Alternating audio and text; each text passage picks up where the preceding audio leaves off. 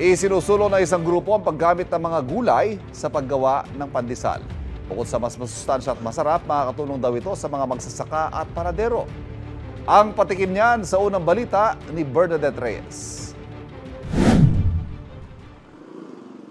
Saan nga ba masarap ipares ang paboritong agahan ng mga Pinoy na pandesal? Team may palaman ka ba? O team sausaw sa tsokolate o kape? Hindi na raw kailangan mamili para sa isang grupo ng mga panadero na isinusulong ang pandesal na hindi lang mura at masarap, masustansya pa. Bukod kasi sa naglipa ng malunggay, ube at kalabasa sa pandesal, isinusulong na rin ng grupo ang paggamit ng iba pang agricultural products gaya ng kamote, patatas, karot at langka sa tinapay. 20 hanggang 30% daw ang pwedeng isubstitute sa harina at maaaring mabawasan ng paggamit ng asukal dahil sa tamis na nagmumula sa gulay. Kung magagamit po natin yan sa tinapay, malilesen ang importation ng harina. Yung magsasaka magkakaroon ng hanap buhay.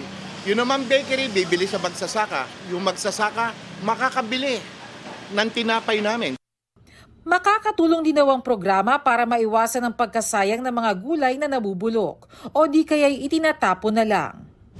Depende sa gulay na gagamitin, maaaring may kaibahan ang itsura ng vegetable pandesal sa ordinaryong tinapay. Bukod dyan, mas mataas ang moisture content ng mga tinapay na may halong gulay, kaya naman mas malambot itong kainin.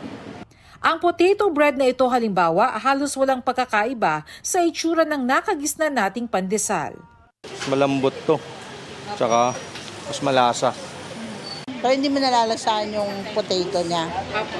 Tapos ito makunat. Ito mas malambot siya.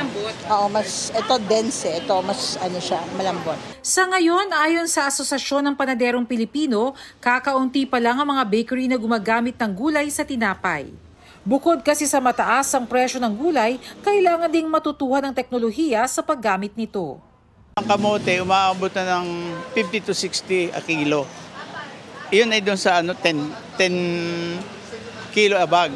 Pero pag yung retail, mas mataas. Inaabot ko minsan ng 70. Kaya mas mahal kaysa sa harina.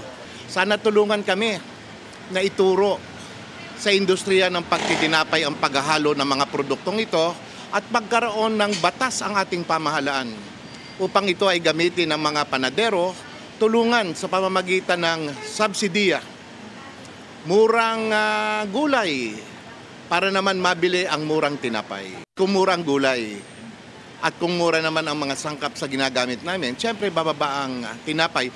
Ito ang unang balita, Bernadette Reyes para sa GMA Integrated News.